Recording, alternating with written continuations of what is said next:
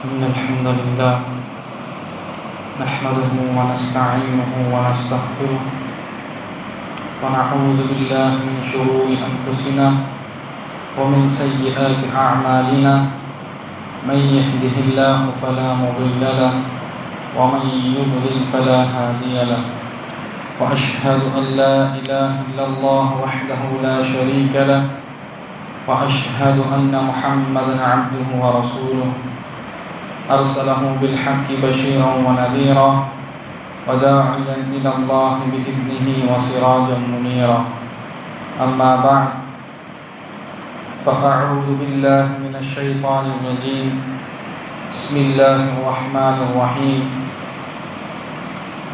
سبحان الذي أسرى بعبده ليلا من المسجد الحرام إلى المسجد الأقصى الذي باركنا حوله نريه من آياتنا إنه هو السميع البصير صدق الله العليم.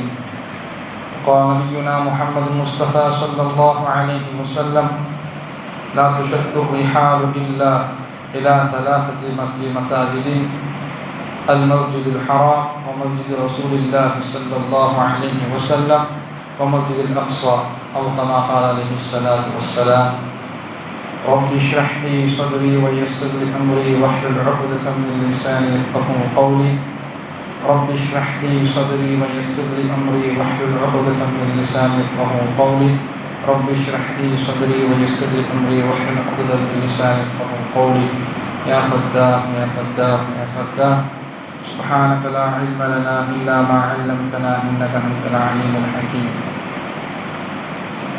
சங்கையானவர்களே, அல்லாஹ் தஆலா நம் அனைவருக்கும் நபி ஸல்லல்லாஹு அலைஹி வஸல்லம் அவர்களை ஒரு அருட்கொடையாக அல்லாஹ் தஆலா அருளியிருக்கின்றார். நபி ஸல்லல்லாஹு அலைஹி வஸல்லம் அவர்கள் வாழ்க்கையிலே நாம் பல நிகழ்வுகளை கேட்டிருக்கலாம். நபி ஸல்லல்லாஹு அலைஹி வஸல்லம் அவர்கள் வாழ்க்கையில் முக்கியத்துவம் வாய்ந்த நிகழ்வுகள் பல நிகழ்ந்திருக்கின்றன. நபி ஸல்லல்லாஹு அலைஹி வஸல்லம் அவர்கள் வாழ்க்கை வரலாறு முழுவதும் முக்கியத்துவம் வாய்ந்தது தான். அதில் சில நிகழ்வுகள் மிகவும் முக்கியத்துவம் வாய்ந்தது, வரலாற்றிலே குறிப்பிடத்தக்கது.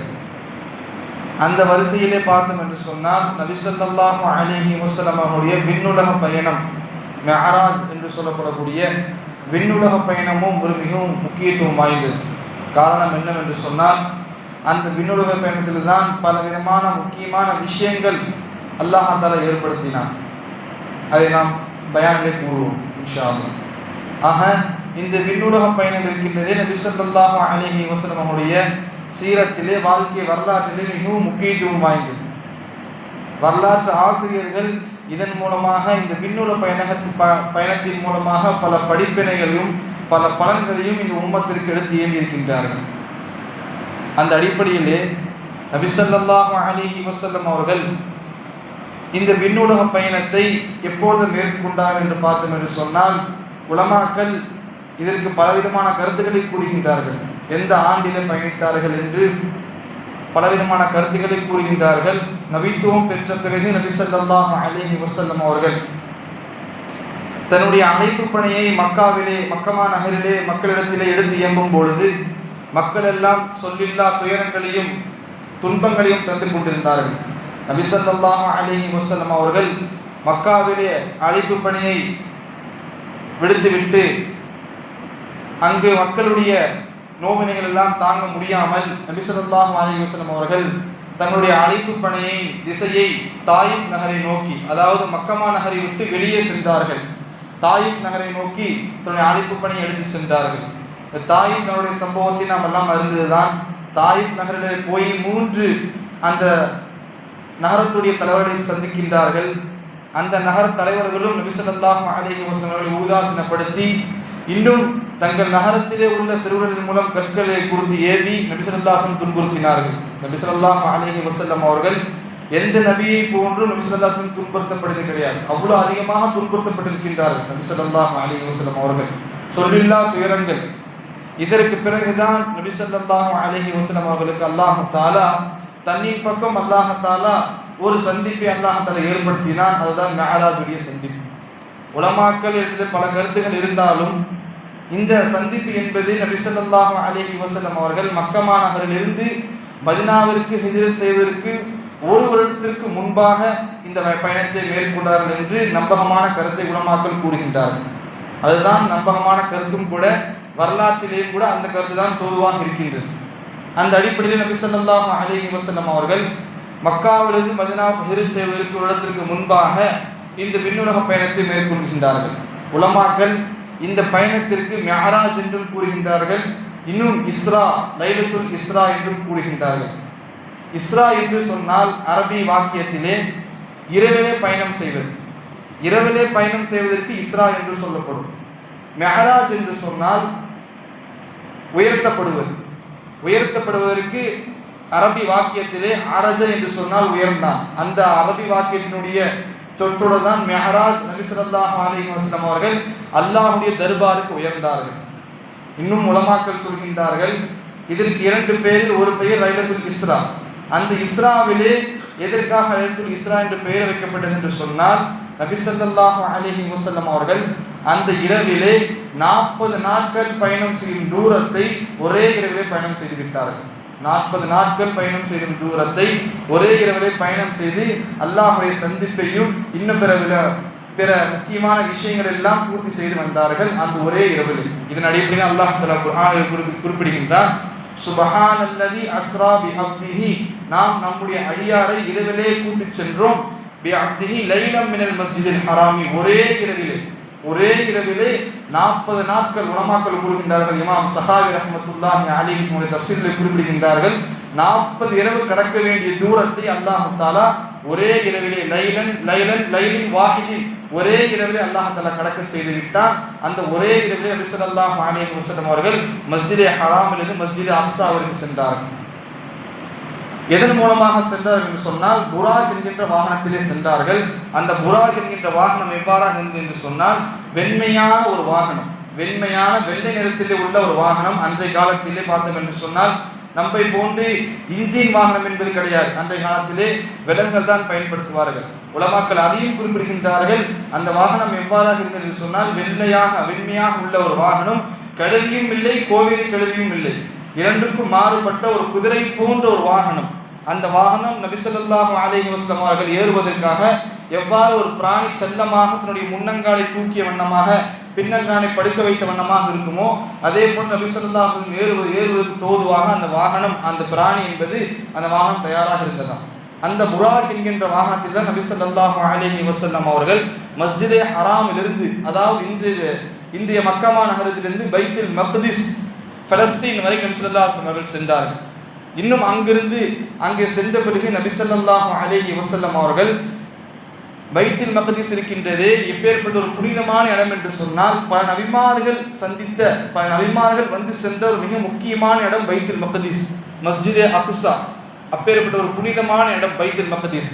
அந்த இடத்திலே நபி ஸல்லல்லாஹு அலைஹி வஸல்லம் அவர்கள் எல்லா இடத்திலேயும் நபிமார்கள் எப்பொழுதெல்லாம் அந்த பைத்துல் மக்திஸ்க்கு வருவார்களோ அப்பொழுது எங்கே அந்த வாகனத்தை கட்டுவார்களோ அதே இடத்துல நபி ஸல்லல்லாஹு அலைஹி வஸல்லம் வாகனத்தை கட்டினார்கள். கட்டிய பிறகு எல்லா நபிமார்களுக்கும் இமாமத் செய்தார்கள். நபி ஸல்லல்லாஹு அலைஹி வஸல்லம் இந்த பைத்துல் மக்திஸிலே மஸ்ஜித் அக்ஸாவிலே 2 ரக்காயத் தொழுதார்கள். அந்த 2 ரக்காயத்தில் நபி இமாமாக இருந்தார்கள். நமது முஹம்மது முஸ்தபா ஸல்லல்லாஹு அலைஹி வஸல்லம் இமாமாக இருந்தார்கள். எல்லா நபிமார்களும் பின்னாடி முக்ததியாக இருந்து நபியை பின்பற்றி தொழுதார்கள். இந்த தொழுகை 2 ரக்காயத்துடைய தொழுகைக்கு பிறகு நபி ஸல்லல்லாஹு அலைஹி வஸல்லம் அவர்களுடைய விண்ணுலக பயணம் ஆரம்பமானது. நபி ஸல்லல்லாஹு அலைஹி வஸல்லம் அவர்கள் விண்ணுலக பயணத்திற்காக தயாராகி அந்த புராக்குடைய வாகனத்திலே போகின்றார்கள். கூட துணையாக ரஹபராக ஜிப்ராயில் அலைஹிஸ்ஸலாம் அவர்கள் வருகின்றார்கள். ஜிப்ராயில் அலைஹிஸ்ஸலாம் அவர்கள் நபி ஸல்லல்லாஹு அலைஹி வஸல்லம் துணையாக வருகின்றார்கள். நபி ஸல்லல்லாஹு அலைஹி வஸல்லம் அவர்கள் முதல் வானத்தை அடைந்ததும் அங்கு முதல் வானத்தில் அனுமதி கேட்கப்படுகின்றது. நபி ஜிப்ராயில் அலைஹிஸ்ஸலாம் அவர்கள், நான் தான் ஜிப்ராயில் வந்திருக்கின்றேன் என்று கூறப்பட்ட பொழுது அந்த வானத்திலிருந்து சத்தம் வருகின்றது, உங்கள் கூட வந்தவர் யார், உங்கள் கூட ஒருத்தர் அழைத்து வந்திருக்கின்றார்கள், அவர்கள் யார் என்று கேட்கப்பட்ட பொழுது இவர் தான் நபி ஸல்லல்லாஹு அலைஹி வஸல்லம் அவர்கள். இவருக்கு தான் அல்லாஹ் தஆலா நபுவத்தை அருளி இருக்கின்றான். அல்லாஹ்வுடைய நபுவத்தை, அல்லாஹ்வுடைய தீன் அல்லாஹ் இவருக்கு அருளி இருக்கின்றான். அப்பேற்பட்ட சிறந்த நபரை நான் உங்களிடத்தில் அழைத்து வந்திருக்கின்றேன் என்று ஜிப்ரீல் அலைஹிஸ்ஸலாம் கூறிய பிறகு முதல் வானம் திறக்கப்படுகின்றது. நபி ஸல்லல்லாஹு அலைஹி வஸல்லம் அவர்கள் முதல் வானத்திலே ஆதம் அலைஹிஸ்ஸலாம் அவர்களை சந்திக்கின்றார்கள். சந்தித்து ஆதம் அலைஹிஸ்ஸலாம் சலாம் கூறுகின்றார்கள். இதற்காக அல்லாஹ் முதன் வானத்தில் ஆதம் அலைஹிஸ்ஸலாம் அவர்களை அல்லாஹ் சந்திக்க செய்தான் என்று சொன்னால், ஆதம் அலைஹிஸ்ஸலாம் அவர்கள் அனைத்து நபிமார்களுக்கும் மூத்த நபியாக முதல் நபியாக இருக்கின்றார்கள்.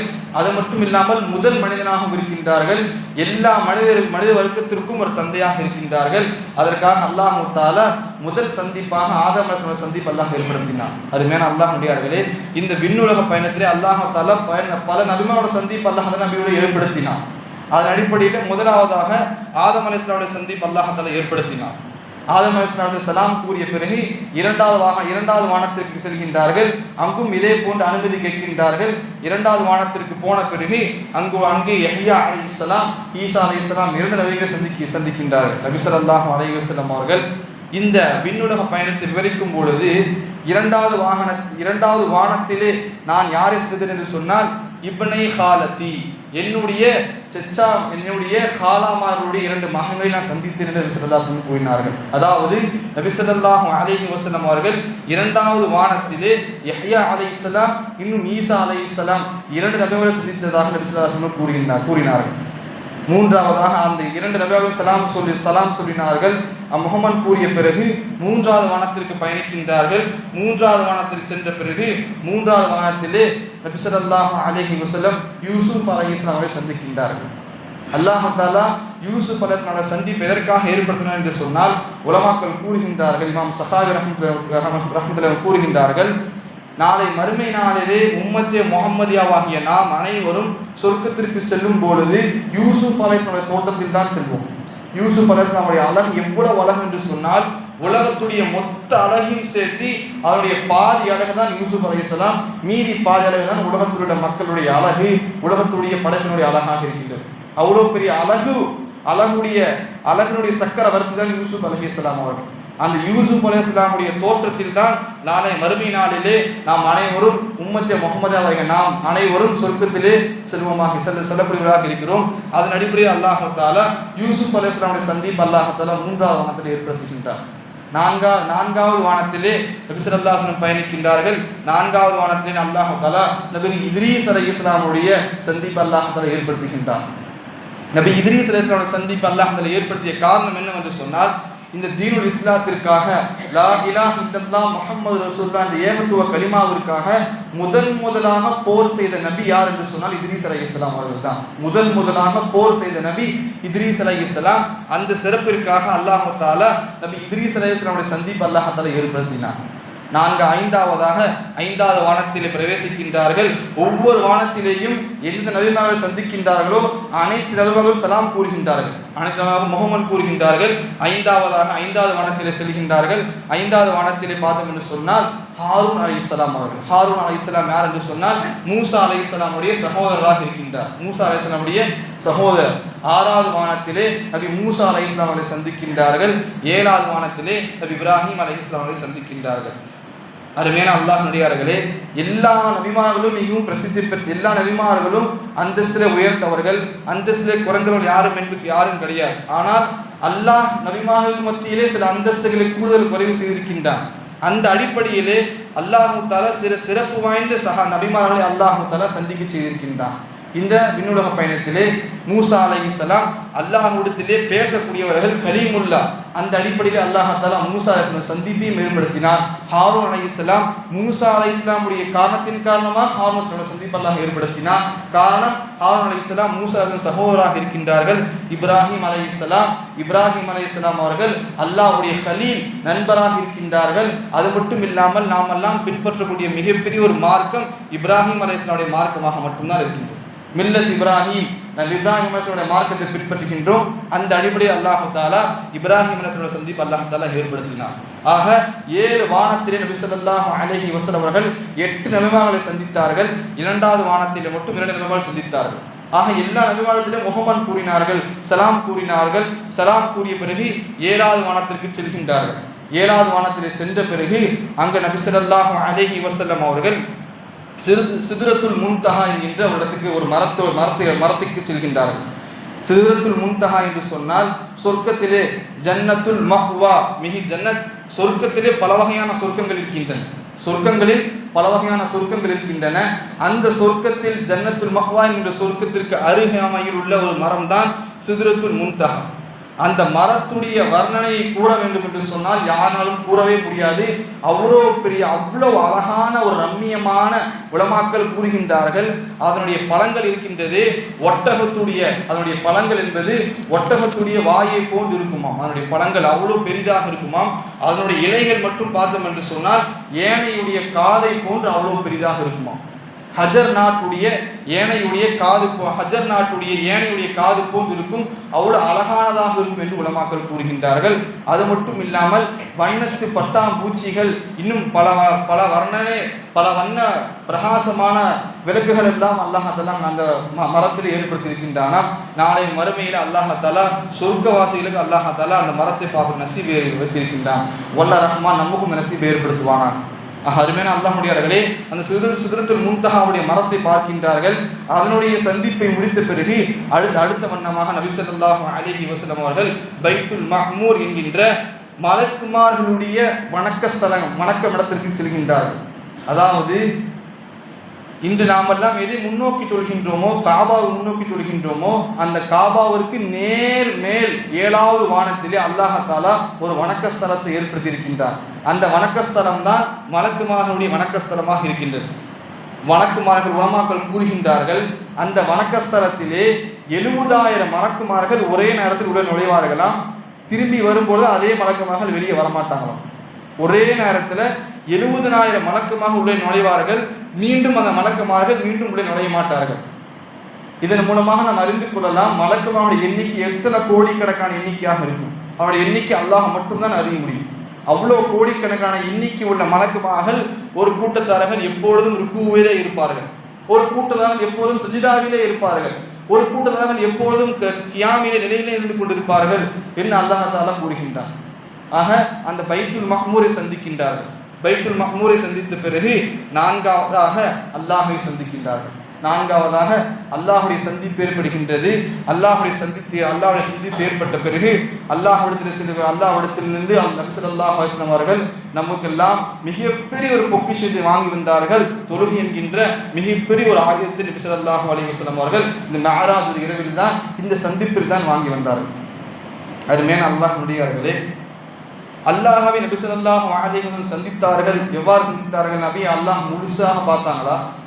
நபி ஸல்லல்லாஹு அலைஹி வஸல்லம் அவர்கள் அல்லாஹ்வை முழுமையாக பார்த்தார்களா? எவ்வாறு நாம் ஒருவரும் முழுமையாக பார்க்கின்றோமே, நேரடியாக லைவாக, அதே போன்று லைவாக நேரடியாக பார்த்தார் என்று சொன்னால் உலமாக்கள் சொல்கின்றார்கள், எந்த ஒரு நபியும் அல்லாஹ்வை பார்த்தது கிடையாது.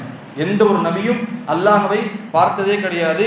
ஆனால் நபி ஸல்லல்லாஹு அலைஹி வஸல்லம் அவர்கள் அல்லாஹ்விற்கு மிக அருகாமையில் இருந்தார்கள்.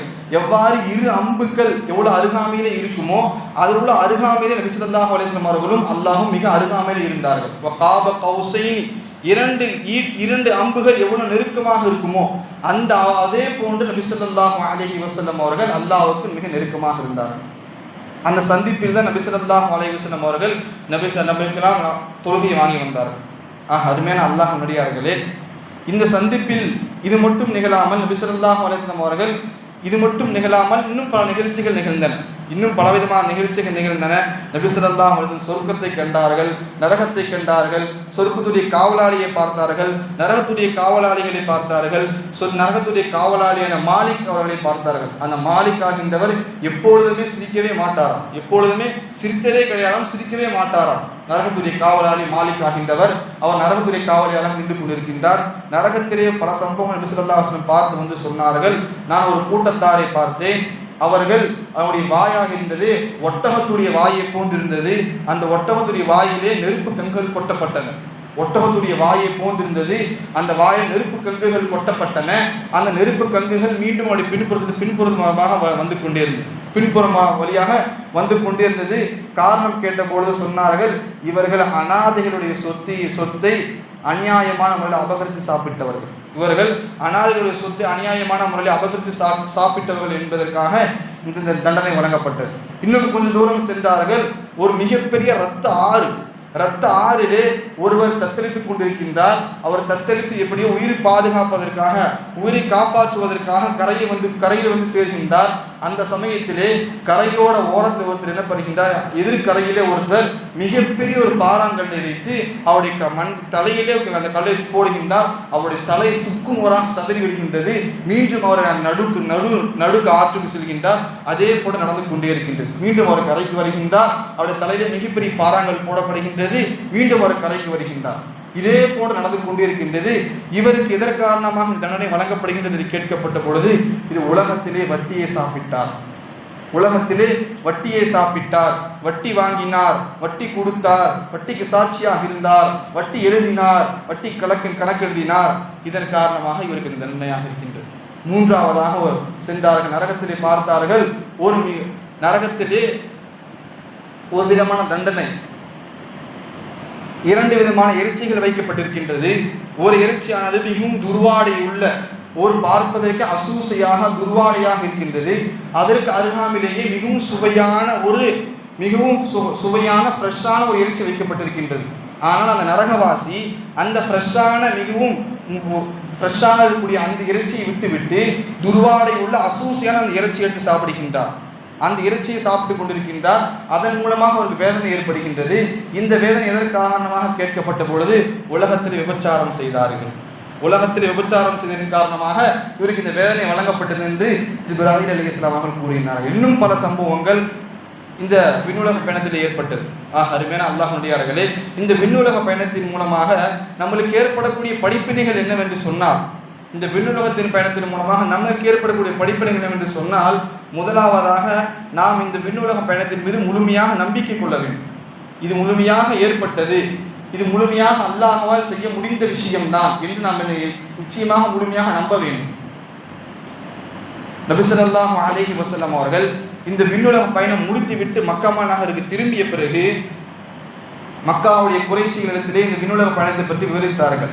அப்பொழுது மக்கா நகர காஃபிர்கள், மக்காவுடைய குறைஷிகள், காஃபிர்கள் எல்லாம் எவ்வாறு நபி ஸல்லல்லாஹு அலைஹி அவர்கள் முன்பு ஏலம் செய்தார்களோ அதே போன்று ஏலம் செய்தார்கள்.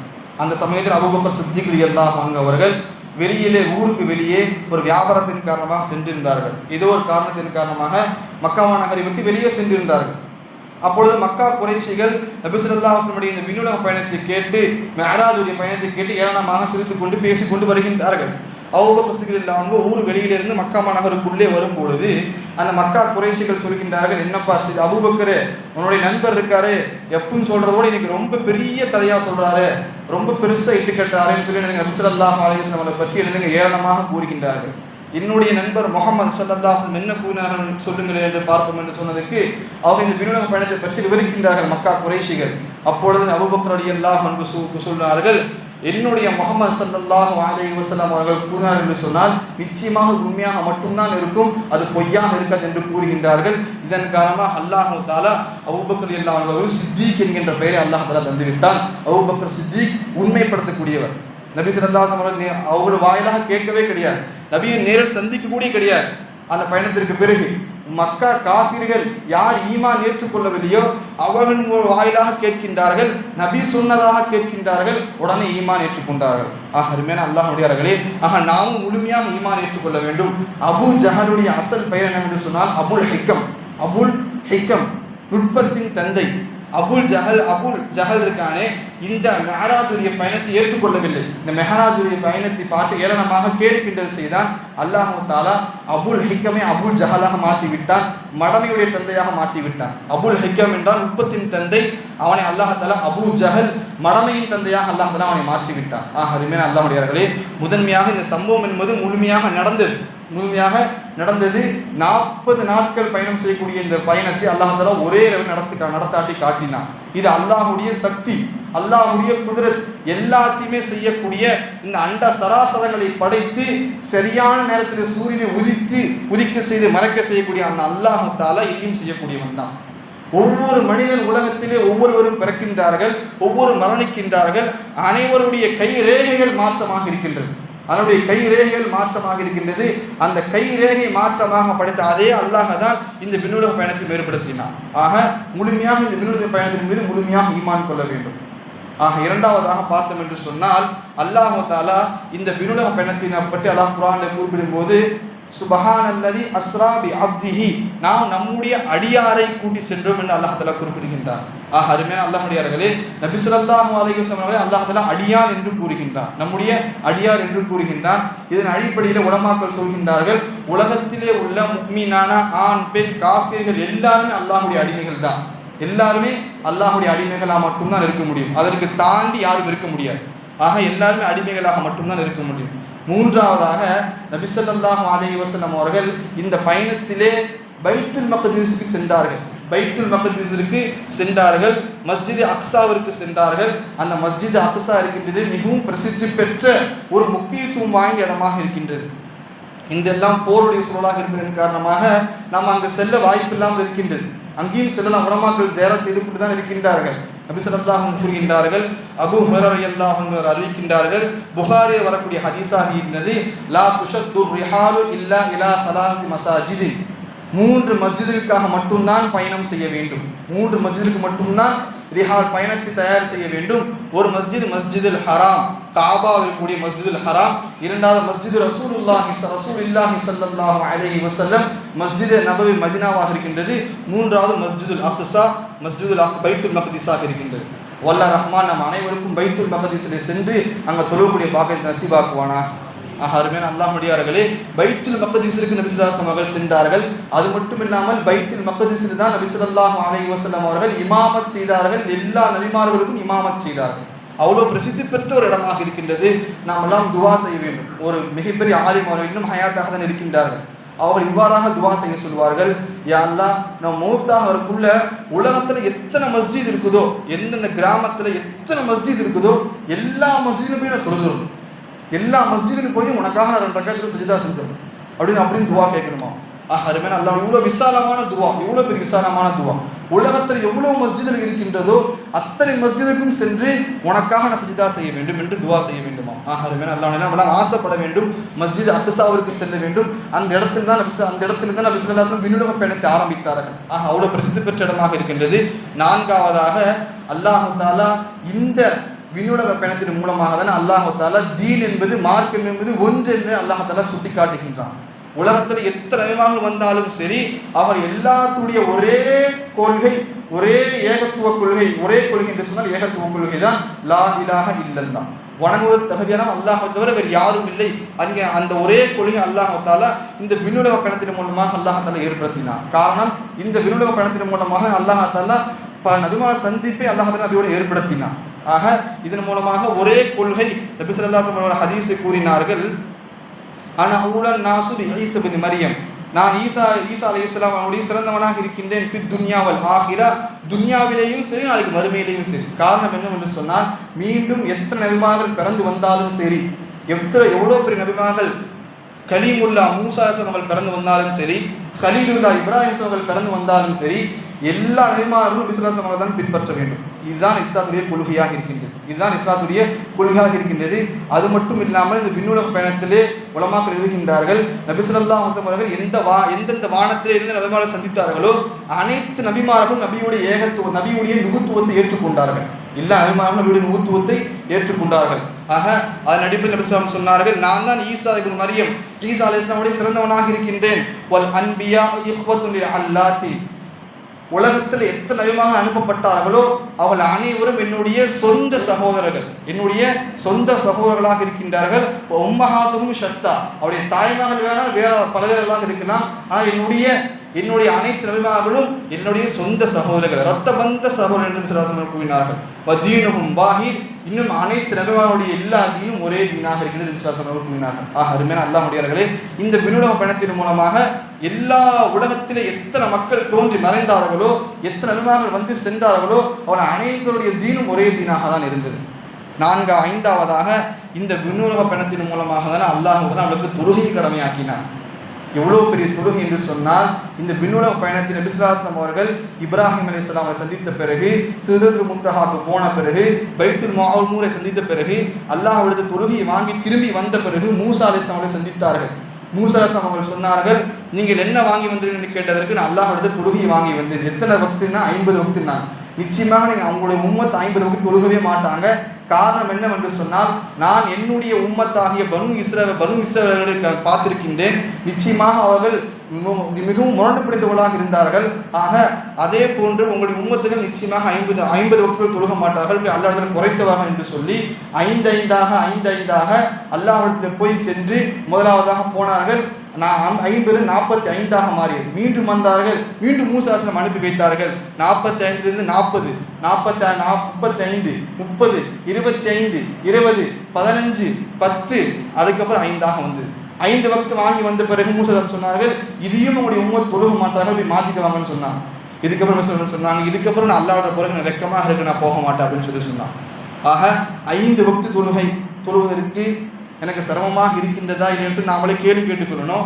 ஒருவேளை 50 வக்து தொழுகை வந்துருச்சு அப்படின்னா நம்மளாம் முழுசாக அல்லா தான் பாதுகாக்கும். ஏன்னா சொன்னாங்க, ஒரு மனிதருக்கும் ஒரு தொழுகைக்கும் மத்தியில் இருக்கக்கூடிய திரையினா ஒரு மனிதருக்கும் காஃபிருக்கிற அந்த அந்தஸ்துக்கு காஃபிர்களோட இருக்கா இல்லையா, அதற்கு மத்தியில் இருக்கக்கூடிய திரையினா தொழுகையாக தான் இருக்குது. அதுக்கு என்ன அர்த்தம் அப்படின்னா, தொழுகை விட்டால் அவர் காஃபிர்.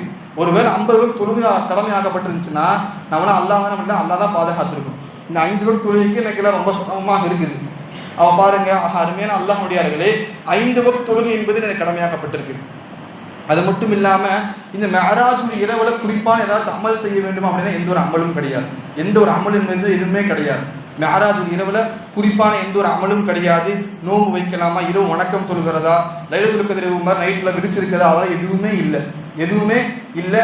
எல்லா இரவிலும் அமல் செய்ய வேண்டும். எல்லா இரவும் கண்ணியமான இரவு தான். எல்லா இரவிலும் அமல் செய்யக்கூடிய எல்லா இரவும் கண்ணியமான இரவு தான். குறிப்பிட்டு இந்த மெஹராஜுடைய இரவுல, அதாவது எந்த நபி ஸல்லல்லாஹு அலைஹி வஸல்லம் அவர்கள் எந்த ஆண்டிலே மெஹராஜுடைய பயணத்தை செய்தார்கள் என்பது ஆண்டில் எவ்வளவு கருத்து வேறுபாடு இருக்கின்றதோ அதே போன்று எந்த மாதத்தில் பயணம் செய்யணும் அதிலும் கருத்து வேறுபாடு இருக்குது. அதே மாதிரி எந்த நாளில் பயணம் செய்யணும் அதிலும் கருத்து வேறுபாடு இருக்குது. ஆக குறிப்பாக ஒரு நாள் சொல்லி இதுக்குன்னு சூட்ட முடியாது. உலமாக்கள், நம்முடைய மூத்த உலமாக்கள் வரக்கூடிய திங்கட்கிழமை ரஜபடி 27 அந்த இரவு தான் என்னதுங்க நபி ஸல்லல்லாஹு அலைஹி வஸல்லம் பயணித்ததாக ஒரு மூத்த உலமாக்கள் கூறுகின்றார்கள். நமக்கு அல்லாஹ் தஆலா தொழுகை கடமையாக்கி அந்த இரவாக இருப்பதன் காரணமாக நாம் அல்லாஹ்வுக்கு நன்றி செலுத்தும் விதமாக ஒரு நோன்பு வைத்துக் கொள்ளலாம். அதற்கு முன்பு ஒரு 2 நோன்பு வைத்துக் கொள்ளலாம்.